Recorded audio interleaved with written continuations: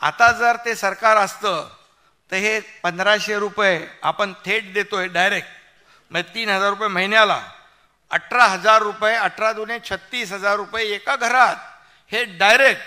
आता दुसरं सरकार असतं तर किती 15%च गेले असते.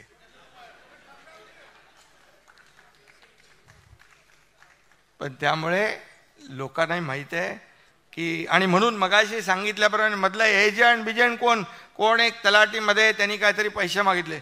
मी कलेक्टरला फोन केला, त्याला बोलो डायरेक्ट सस्पेंड कर, सस्पेंड करून थांबवू नको, त्याला जेलमध्ये टाक, डायरेक्ट त्याच्यावर FIR लॉन्च कर.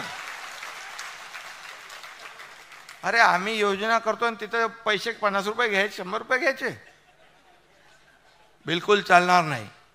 आणि याला कलेक्टर सगळ्या जिल्हाधिकाऱ्यांनी पण सांगितलंय की इथं कुठेही खाली कोणी आमच्या भगिनीला आडवत नडवत असेल तर त्याचा बरोबर बंदोबस्त करायचं काम कोणाचं आहे?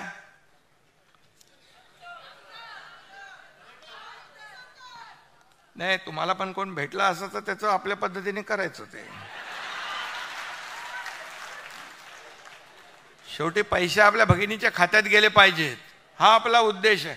आता बघा 3 पक्ष 4 पक्ष आपलं महायुतीत आहेत. उद्देश आपला काय? आपल्या लाडक्या बहिणीच्या खात्यात पैसे पोचवणे.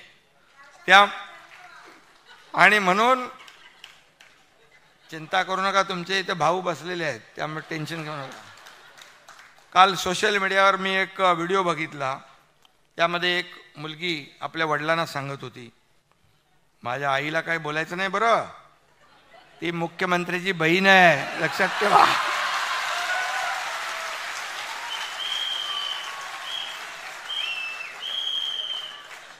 त्यामुळे आता विरोधकांनी देखील समजून जावं. आज एक माहोल बनलाय, चांगलं वातावरण झालंय. बघा तुम्हाला पण थोडंसं नैराश्य आलं होतं लोकसभेनंतर, पण केलं की नाही करामत? आम्ही लोकांनी जादू केली की नाही? आता हे पोचवायचंय लोकांपर्यंत, घराघरामध्ये, हे काम तुमचं आहे. ही योजना जी आपण ज्या योजना केल्या, मुख्यमंत्री लाडकी बहीण, मुख्यमंत्री अन्नपूर्णा योजना 3 सिलेंडरची, दुसरं आपण शेती पंपाचं वीज बिल माफ केलं ती,